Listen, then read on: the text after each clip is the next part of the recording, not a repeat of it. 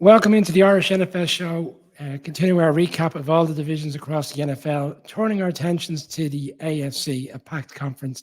And in this episode, we're going to focus on the AFC West. And I suppose no better place to start than the team that finished bottom of the division last year, and that is Column's Denver Broncos.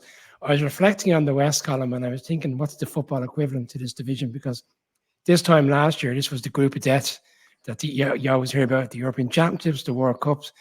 Last year they're suggesting that Russell Wilson's going to, prevail in a Super Bowl run with the Broncos. There was talk about the Raiders and how they were coming off a playoff season.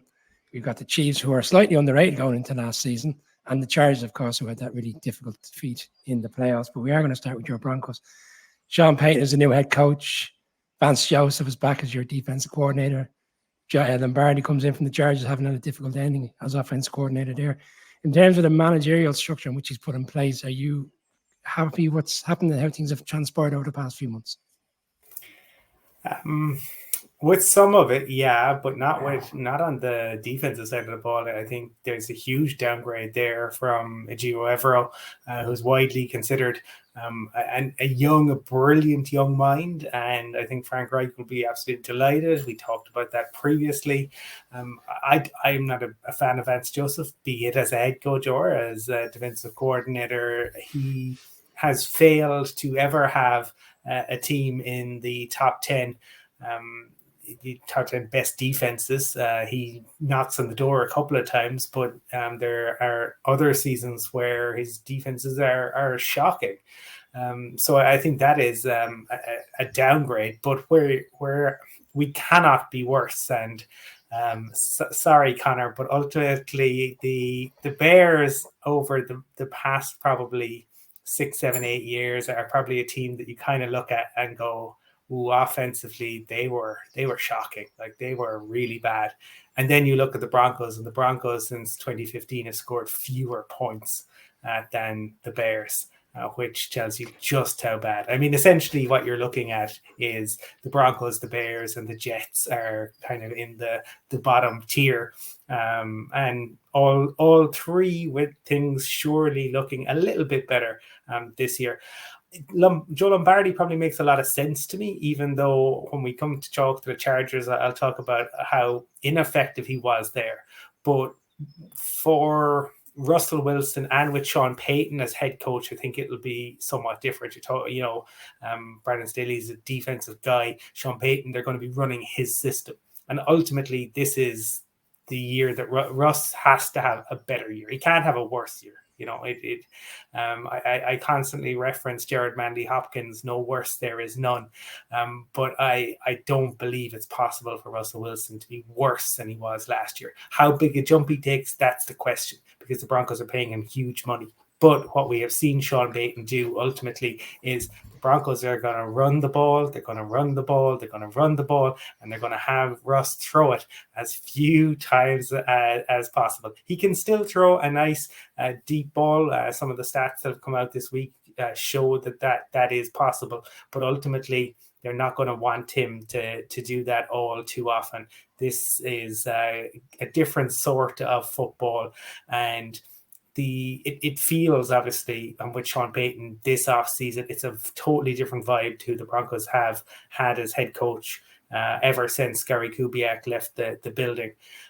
So on paper, it's an improvement, but how big an improvement? Well, that remains to be seen. Connor touches on the influence of Sean Payton there, and obviously we've seen how strong he was a head coach in New Orleans, but there's one of his opening press conference in which he was challenged and questioned around Russell Wilson, and we read about all the stories last year. Russell Wilson had certain people in the organization that not necessarily related to the coaching staff, and Sean Payton quickly came out and put an end to that, saying the only people who will be in here are my people. When you look at this hire initially, did you think it was hard to correct Russell Wilson and bring him back to what we saw in Seattle, or was it more the enormity of a head coach with Sean Payton, who has Super Bowl experience, both winning one and obviously been on coaching staffs of Super Bowls? Well, I was just going to say, it's not so much. I mean, partly obviously to correct what happened with Russ last season, but also to correct what happened with Nathaniel Hackett, who had a disastrous first year as a head coach, and is now the man who's going to turn the Jets into Super Bowl contenders if he gets that Aaron Rodgers led offense going, which we'll talk about in a preview show to come. But that disaster of last season, and it's good to know that the Bears are the benchmark for anemic offensive play, and I can't even argue that point because it's absolutely true. But that disaster was very much attached to Russell Wilson in the popular imagination, and it's easier to do. It's very easy to do that because of the personality issues, because of some of the kind of ill-judged public statements, because of some of his kind of quirky antics, which naturally tend to attract attention. But Hackett had an absolute disaster, and it's interesting that Colin calls out Ejiro Evero as being kind of a strange move. Like he goes to the Panthers, makes a lateral move. It's not like he was hired away for a head coaching job. They were happy to release him from his contract, and Payton goes after Vance Joseph as the guy. I mean, that Denver defense last year was top 10 in most statistical categories, which is some achievement when you cannot move the ball at all on offense. We talk about complementary football. Nothing shows up hard work on the defensive side of the ball than when your offense can't get anything done, and you're running tired, you're playing way too many snaps. And it eventually caught up on them. Obviously, they got shellacked by the Rams of all teams on Christmas Day, gave up 51 points. But for the most part, they'd one of the best pass defenses in the NFL. They were sometimes caught out on the run. Josh Jacobs caused them particular problems. Again, I think they gave up 200-yard gains to him last year, which is not easily done. You don't often see the same guy gash you for 100 yards twice. It's tough when it happens in your division, but that is what happened to the Broncos last year. But overall, they were really stout on that side of the ball, and I thought that was a very strange decision. And you were wondering about Payton's judgment there. If you were going to let that guy go, you'd want to have like a big name coming in to make a difference. So, both the coordinators there, as Colin has rightly called out, are question marks for me. The Chargers seemed only too delighted to welcome Kellen Moore in the door and see him as very much an upgrade on Joe Lombardi, who, in their view, couldn't get the best out of Justin Herbert and live up to the potential of what they've got on offense. I know we'll talk about them shortly, but it does seem like, strangely enough, apart from the massive head coaching upgrade, the two coordinator positions seem to be downgrades. Now, that all said, last off season, myself and many other people were saying, you drop Russell Wilson into what they've already got, and that's potentially a Super Bowl contender. We'll see how it all goes. And obviously we were proved in the main disastrously wrong because of what transpired, and that Hackett just couldn't deal with the head coaching responsibility. Again, we talked about this on a previous show, underlining that point about taking a risk on guys who haven't actually called plays before and are relying on somebody else to do it for them. It's a big step up when you've got to do that. But they still have an awful lot of pieces in the right place in what is, to be fair, a beast of a division. But I think the knock on Wilson when he went from the Seahawks, if you were prepared to read the tea leaves on what the Seahawks were saying and the leaks that were coming out of the camp at the time, was Russell won't listen to Pete Carroll. Russell won't make the transition that's necessary, considering the mobility he's lost, and that he's not the Russell Wilson of 5 or 6 years ago. He's not going to be able to get quickly off platform and make and scramble and make the kind of throws that he used to make, and adjust on the fly. So he's got to be more disciplined. He's got to adjust to being more of a pocket passer, and he didn't seem to be able to make the mental shift to doing that. Now, if Pete Carroll couldn't get that out of him, is Sean Payton the man to do it? Maybe last year's experience for Russell was a chastening one, and maybe he's going to be prepared to listen and going to be prepared to make the changes to his games that are going to be necessary. But that then brings you back to, what's Joe Lombardi going to get out of him? I mean, maybe what they were looking for, ironically, to your point, Colin, is a less explosive offense, and in which case maybe Joe Lombardi is exactly the right pick. Payton, let's not forget, was able to get it done with the ghost of Drew Brees largely. I mean, they weren't too far off getting to 2 Super Bowls, and were absolutely shafted by some of the worst refereeing calls, and in one case non-calls that we've ever seen. So there's every reason to expect that he's still got a little bit of juice in the tank himself, and we'll see a better approximation of what we expected to see from Russell and the Broncos offense last year. But actually, funnily enough, it then falls to me as to whether they'll stack up to where they need to be on the defensive side of the ball. And that, strangely, is actually where I have the worry, given that Vance has not been known for turning out championship caliber defenses. Colin, I have a final question on their free agency moves, but you might have a quick point to make before that.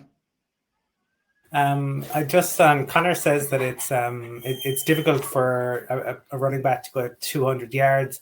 Not against the Broncos, Connor. I've seen Isaiah Crowell do it for the Jets back in 2018. Todd Gurley also put 200 on us that same season. That was Vance Joseph era. Leonard Fournette did it, and I've seen tight ends go off. So the Broncos have a terrible record in terms of allowing that. The piece, like the Evero piece, I think this is one of those pieces where there's more to it than meets the eye, and I think that is that's a guy who probably was willing to speak his mind and point to factors that at least the rumor would have you believe that he highlighted a number of issues last year. And the decision may have been made from even above Sean Payton's pay grade as such. But it is, it's an interesting one nonetheless. I was frantically looking at the projected Justin Fields rushing yards when the Bears play the Broncos on the 23rd of October. That could be a good day for him. Colin, my final question on the Broncos is around free agency, because they went very aggressive on the opening day of free agency, and I think it caught a lot of Broncos fans by surprise, in particular on the offensive line with bringing in Powers and McGlinchey. And you did kind of call out throughout the course of the season when we were discussing Broncos games, was Russell Wilson was having a difficult time and his play was off putting compared to what we see in Seattle. The offensive line wasn't working whatsoever. Are we in a situation where essentially they're doing everything their utmost to make sure there's no more excuses that if it doesn't work out this year, they can transition away from Russell Wilson, because they've done their utmost to put an offensive line in place, a head coach that should be able to get the best out of him. Will he still be the quarterback in 12 months' time? That's the big question. I think they are doing everything, because they couldn't move on this year because the cap hit was going to be too much. And I do think, kind of to build on what Connor was saying, I do think that's part of why Joe Lombardi was brought in. He is very experienced. I don't think they want Russ to have a say in the offense, essentially. And I think the chastening experience is everyone saw it play out. Like the Broncos were on prime time so many times last year, right? Russell Wilson was a laughing stock. Like he ended up having to stop using the catchphrase and moving away from it, right? Because it became a thing on Saturday Night Live. It just became a catchphrase everywhere. And you saw his own defense having a go at it. So I do think he has to be chastened, because if it doesn't work, Russ is gone. Like they'll just have to eat on that. And so they have brought the guys in. The offensive line has been just a joke for the Broncos over so many years. And so, but they brought in guys particularly strong in the run game. And so that's why I think as well, you look, they brought in a blocking tight end, got a good pass catching tight end in Greg Dulcich. I don't know. I think that is one of the biggest questions going into this into the new season, not just for the Broncos, but for the NFL at large, because Russ has been such a huge feature of it.